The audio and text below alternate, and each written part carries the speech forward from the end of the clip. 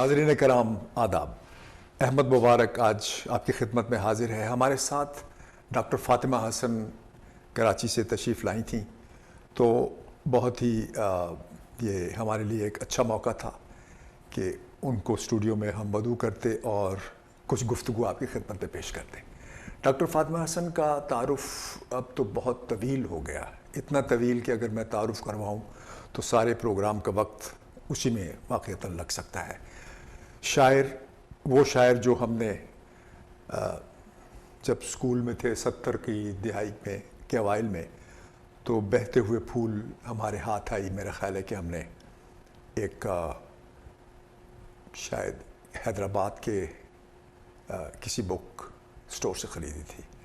نیلے رنگ کا اس کا ٹائٹل تھا اور شعر تھا اس میں کہ خوشبو ہے اور دھیما سا دکھ پھیلا ہے، کون گیا ہے اب تک لان اکیلا ہے، اور کل یہ میں نے خواب میں دیکھا تم تنہا ہو، سارا دن میں بھیڑ میں تھی اور رہی اکیلی۔ ڈاکٹر فاطمہ حسن نے کیا نہیں کیا، سماجی سطح پر دیکھ لیجئے، ہم نے وہ اس اندر کے ان کے جذبے کو باہر آتے دیکھا جب جمال احسانی ہمارے بہت ہی عزیز سینئر شاعر دوست اپنی زندگی کے سفر میں جن حالات کا شکار ہوئے اور کس طرح فاطمہ حسن ان کی مدد کو پہنچی، اور جب منیر نیازی کا انتقال ہوا، جب پھر ایک مرتبہ ڈاکٹر گوپی چند نارنگ آئے کراچی، تو میں نے جب دیکھا کہ وہ کیسے مہمان کو کہاں کہاں لے کے جانا تھا اس کے لیے وہ پریشان اور سرگردہ نہیں۔ تو ڈاکٹر فاطمہ حسن کا دل جو ہے وہ ایک شاعرہ کا دل ہے، بہت نازک، بہت حساس۔ آپ ان سے بات کریں گے تو اس کا اندازہ خود ہی ہو جائے گا۔ میں آپ کو اسٹوڈیوز میں خوش آمدید کہتا ہوں۔ شکریہ۔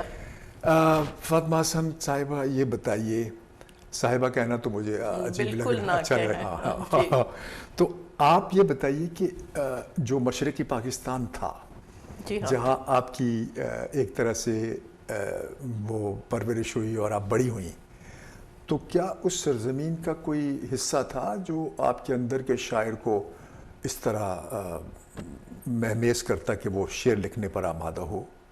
ظاہر ہے میرے پیدا میں کراچی میں ہوئی تھی، لیکن شعور نے تو جنم وہیں لیا تھا، ڈھاکہ میں، اور میرا پورا بچپن وہاں گزرا۔ انٹر بھی میں نے وہاں سے کیا تھا کالج سے، اور ڈھاکہ یونیورسٹی میں فرسٹ ایئر آنرز کی طالبہ تھی جب یہ سانحہ پیش آیا سقوط مشرقی پاکستان کا۔ اب وہ عمر ہے جب آپ کے پاس بہت سے خواب ہوتے ہیں، اور وہ سارے خواب اسی زمین سے وابستہ تھے۔ جب ڈھاکہ یونیورسٹی میں گئی تھی تو میں اردو میں آنرز کرنے گئی تھی، میرا ایک سبجیکٹ فارسی تھا، اور یہ سوچ کر گئی تھی کہ اب یہاں سے ادب میں پی ایچ ڈی کر کے نکلوں گی، اور ایک دم سے وہ سلسلہ منقطع ہو گیا اور مستقبل کوئی نظر نہیں آ رہا تھا، کیونکہ ہمارے لیے حالات اتنے ناسازگار ہو گئے تھے کہ ایک طرف یونیورسٹی بند تھی، دوسری طرف جان کا خطرہ تھا، اور آگے کیا ہونا ہے یہ نہیں پتا تھا۔ تو مغربی پاکستان کیسے آ سکے آپ؟ بہت مشکل پیش آئی۔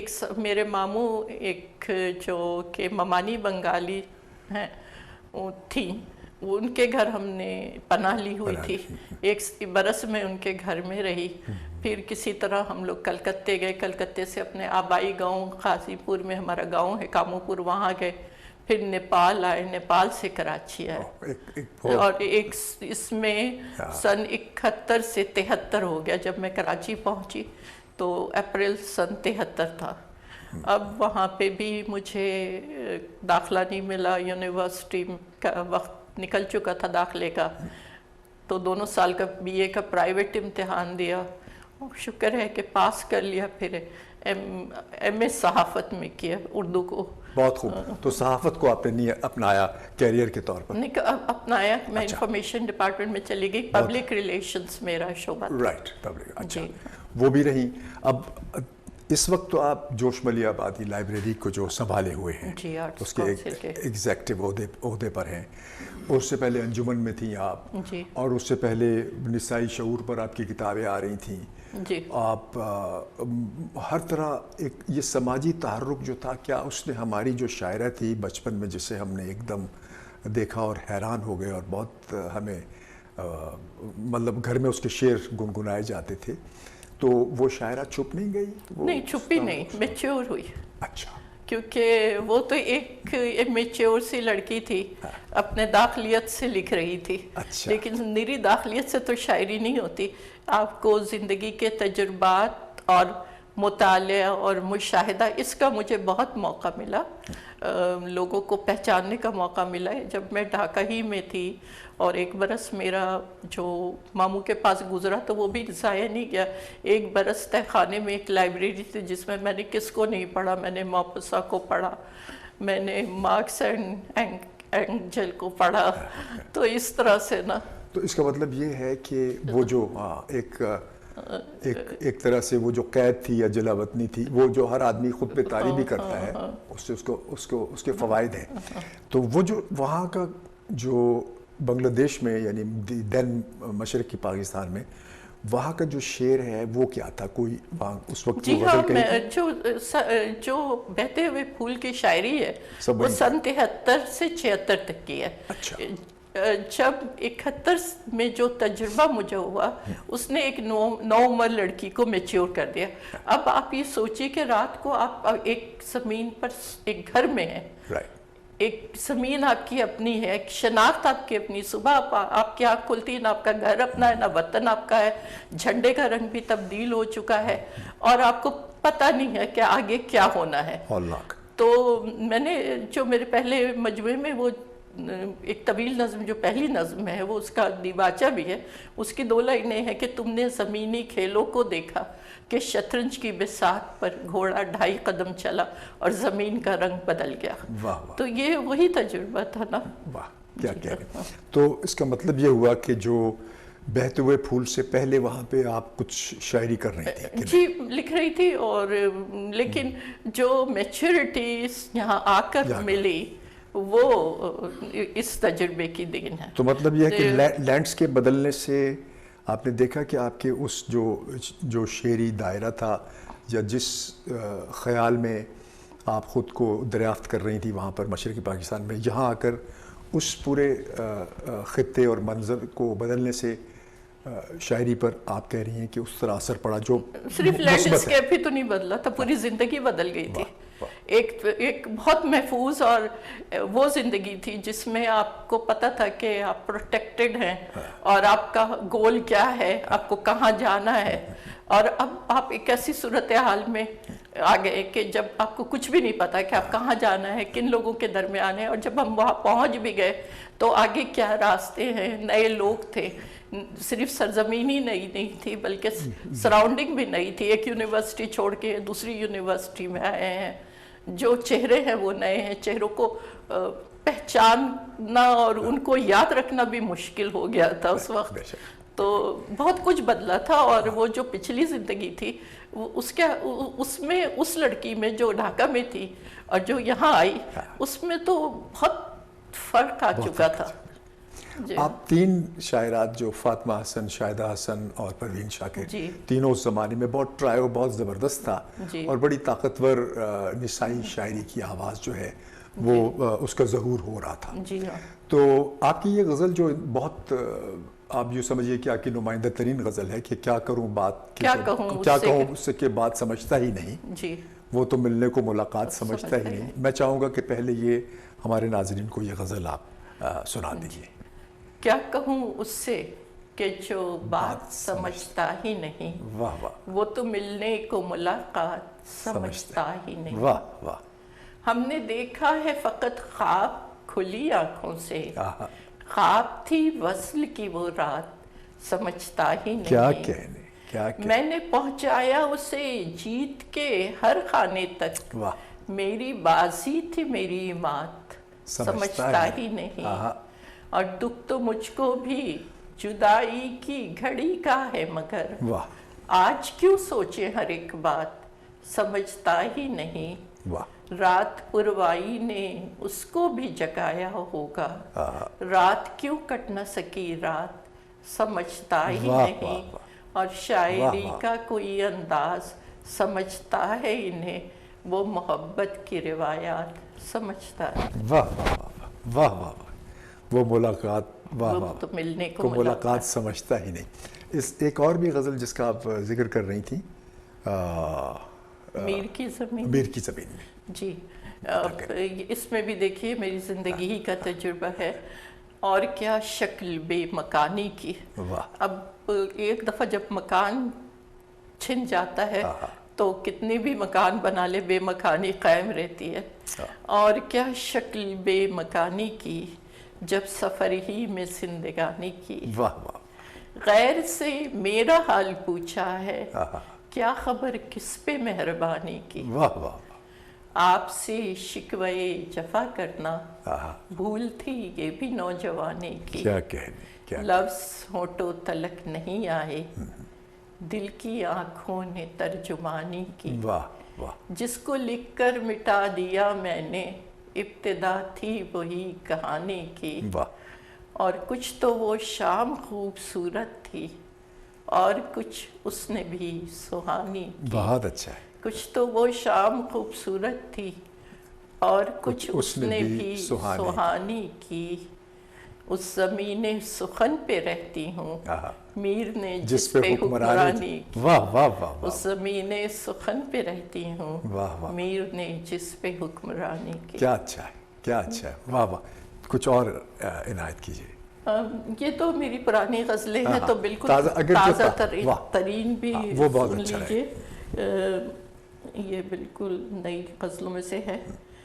قبر پہ پھول بچھاتی ہوں, پھر تتلی بن جاتی ہوں. واہ.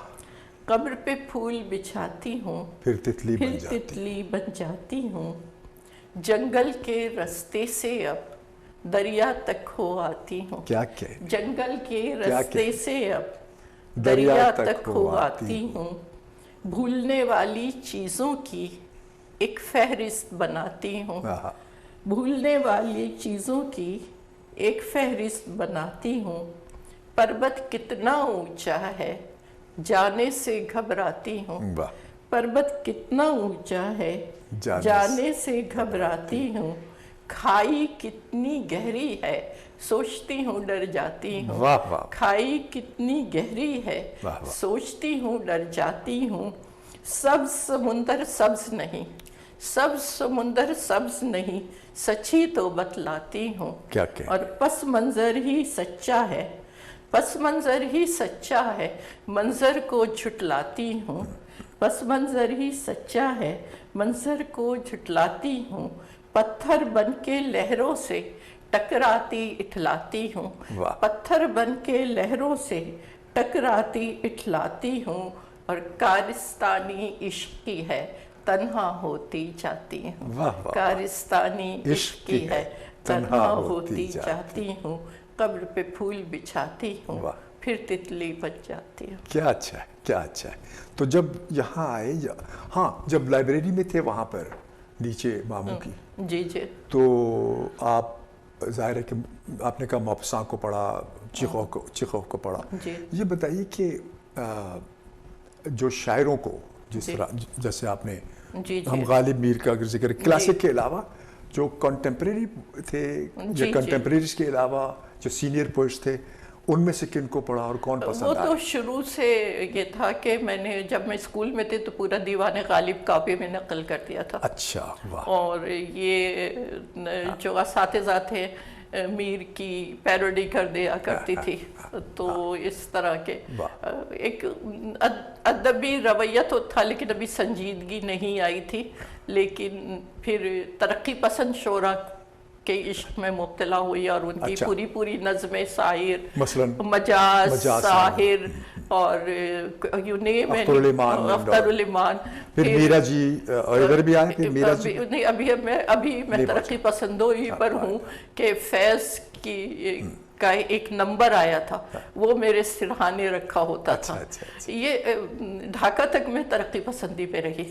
جب میں ڈھاکہ سے یہاں, اور رشین لٹریچر اور فرینچ لٹریچر, اور وہ جو the best stories of 60s and 62, 63 penguin series ہوتی تھی, شارٹ اسٹوریز ہوتی تھی, اس کے اندر پوئٹری بھی ہوتی تھی, اس طرح. تو اس طرح کی انتھولوجیز وغیرہ.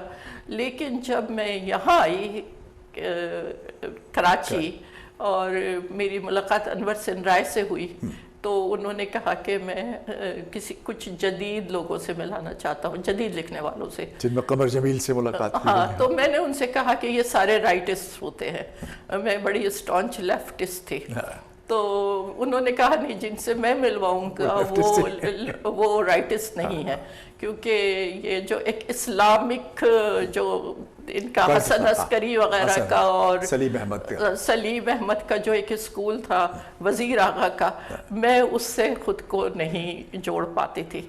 تو پھر یہ لوگ قمر جمیل صاحب کے پاس مجھے لے گئے اور انہوں نے کہا کہ یہ کہتی ہیں کہ جتنے ماڈرنسٹ ہیں وہ رائٹسٹ ہیں۔ تو پھر انہوں نے مجھے ایگزسٹینشیلزم پر ایک لیکچر دیا اور بتایا کہ سارتر بھی لیفٹسٹ تھا اور کس طرح سے وہ ایگزسٹینشیلزم کی طرف آیا، اینڈ دیٹ واز کنونسنگ۔ پھر میں نے پڑھنا شروع کیا ان کو۔ تو نظمیں بھی کہیں پھر؟ نظمیں تو میری تھی ماڈرن، کیونکہ میں ایک دو نظمیں سنائیے اور پھر گفتگو جاری رکھیے۔ نظمیں جو اس وقت کی نظم سناؤں یا پہلے اس وقت کی پھر تازہ؟ اب اس وقت کی آپ نے جیسے یہ چھوٹی چھوٹی نظمیں سنائی ہیں، لیکن ایک نظم تھی میں ہوا کی صورت بھی زندہ رہ سکتی ہوں۔ بالکل مجھے یاد جی، وہ تھی کہ میں تمہارے لیے نیم کا کڑوا پیڑ ہوں، جس کا پھل تم چاہو بھی تو نہیں چکھ سکتے، بس سائے میں کچھ دیر آرام کر لو کہ رنگ میرا بھی سبز ہے۔ واہ، میں تمہارے لیے نیم کا کڑوا پیڑ ہوں، جس کا پھل تم چاہو بھی تو نہیں چکھ سکتے، بس سائے میں کچھ دیر آرام کر لو کہ رنگ میرا بھی سبز ہے۔ کچھ دنوں پہلے مجھ پر ایک جن رہتا تھا، لیکن ایک سفر کے بعد میں نے اسے جن تسلیم کرنے سے انکار کر دیا تو وہ روٹھ گیا۔ میں نے اسے نہیں منایا میں نے اسے نہیں منایا کہ موسموں نے جو سبق مجھے سکھائے ہیں ان میں سے ایک یہ بھی ہے، میں ہوا کی صورت بھی زندہ رہ سکتی ہوں۔ کیا کہ تو یہ بہت۔ اور تازہ نظم کوئی یاد ہے؟ تازہ نظم میں جی ہاں، تازہ نظم میں نثری یا آزاد کون سی؟ دونوں۔ اچھا، تو یہ میں نے کہا ایک تو دروازے کی چولے ہلتی رہتی ہیں، دیواروں سے مٹی جھڑتی رہتی ہے، گھر کی سب سے قیمتی شے نازک رشتے سجے ہوئے ہیں شیشے کی الماری میں۔ دروازے کی چولے ہلتی رہتی ہیں، دیواروں سے مٹی جھڑتی رہتی ہے، گھر کی سب سے قیمتی شے نازک رشتے سجے ہوئے ہیں شیشے کی الماری میں۔ ڈرتی ہوں میں تیز ہوا کا کوئی جھونکا دیواروں کو ڈھا دے گا، رشتوں کو بکھرا دے گا۔ ڈرتی ہوں میں تیز ہوا کا کوئی جھونکا دیواروں کو ڈھا دے گا، رشتوں کو بکھرا دے گا۔ ان کی حفاظت گھر کی وراثت ساتھ ملی ہے، سو میں دن بھر دروازے کی چولے کستی رہتی ہوں، دیواروں کی درزیں بھرتی رہتی ہوں۔ واہ واہ واہ، بہت خوب۔ یہ ہے اب تازہ نظم۔ تازہ نظم بھی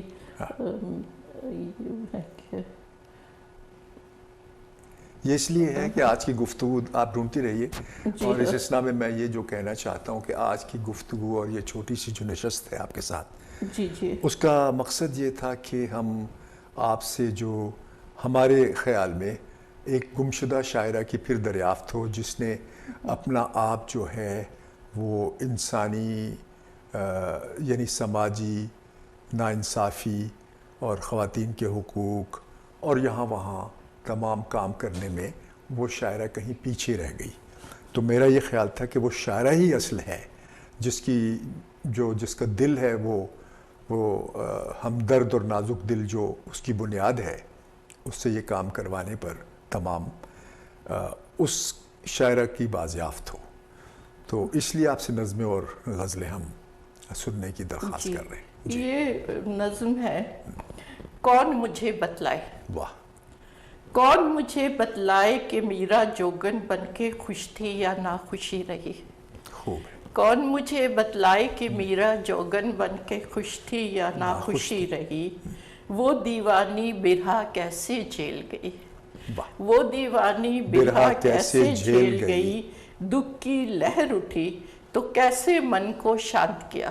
दुख की लहर उठी तो कैसे मन को शांत किया, आंसू कैसे रोके, कब कब गीत लिखे।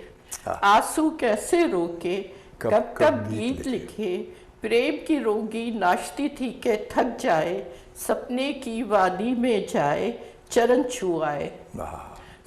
प्रेम की रोगी नाचती थी के थक जाए, सपने की वादी में जाए, चरण छुआए।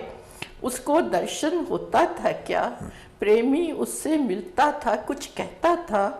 प्रेमी उससे मिलता था कुछ कहता था, कौन मुझे बतलाए। शक्ति मीरा की मिल जाए तो मैं भी अपने आप को जोगन रूप में ढालूं। शक्ति मीरा की मिल जाए तो मैं भी अपने आप को जोगन रूप में ढालूं।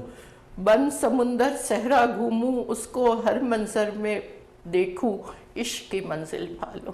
वाह वाह वाह, क्या कहने, वाह वाह। ये बताइए कि आप, मैंने कहा हम असर शोरा में सीनियर या जूनियर में, जैसे कि मैंने ये बात क्यों कह रहा हूँ कि मुनीर न्याजी की वो बात मुझे याद आती है कि फातिमा हसन मुझे अपनी शेरी के सफ़र शायरा लगती हैं। शेरी तो वो शेरी हवाले, शेरी मंजर के हवाले से जाहिर है कि वो एक अलग शायरी कर रहे थे, अलग खिड़की खुली थी उनकी मंजरनामा। आपका, आप खुद कैसे देखती हैं कि आपके मंजरनामे पे कौन शोरा मौजूद हैं? नेचुरली मेरे मंजरनामे पे भी वही थे, मुनीर न्याजी, महबूब ख़ज़ां, कमर जमील, रईस फ़रोग़। क्योंकि जब मैं वो सफ़र तय कर आई जो क्लासिक का था, फिर तरक्की पसंदी का था, फिर अब इस अहद के मसाइल थे, शहर था, शहर के मसाइल थे, हिजरतें थी। हिजरतें भी दो तरह की हो रही थी, एक तो वो हिजरतें जो सियासी बुनियाद पर थी, एक वो अर्बनाइजेशन की हिजरत, फिर सकाफ़ती जो एक हलचल मची हुई थी। और आप ये भी देखिए कि कैपिटलिस्ट सोसाइटी बन रही थी, तबक़ाती समाज जो था वो उसमें भी टूट फूट हो रही थी। तो ये सारा कुछ था, उनको जो लोग लिख रहे थे अपने दौर में वो मुझे अच्छे लगे। राइट। जी हाँ। और आपको मालूम है कि शुरू में मैंने नसरी नज़्म का मार्का भी इसी वजह से किया कि ज़िंदगी के तल्ख़ हक़ाइक़ थे हमारे सामने। बेशक। अब आप नसरी नज़्म सुनाएंगी? नसरी नज़्म में मिल जाएगी या कुछ ज़्यादा ज़बानी? नसरी नज़्म, क्योंकि आपके 4 शेरी मजमूए आ चुके हैं। जी हाँ, नसरी नज़्म में हर मजमूए में मौजूद है। इसीलिए मैंने कहा कि कोई जो भी याद हो सुनाइए ताकि वो एक राबता बहाल हो। जी हाँ, जी हाँ, मैं अभी हमारे सुनाती हूँ नाजिर से कि जी हाँ, बिल्कुल अभी मिल जाएगी। शायरा जो है वो क्या क्या किस किस सम्त में शायरी कर रही है। जी हाँ, वो आपको पता है कि नसरी नज़्म का जब मार्का हो रहा था और कमर जमील ने के साथ हम लोग थे, और उस ज़माने में मैंने नसरी नज़्म क्यों इस पर एक मजमून भी लिखा था, तो बहुत साथ दिया था। अब तो सब लिख रहे हैं और उसको मान रहे हैं, लेकिन उस वक्त नहीं, उस वक्त तो बहुत मुश्किल था। उसको कमर जमील, अहमद हमेश, अनीस नागी, ये सब चंद ये बिल्कुल लेटेस्ट है।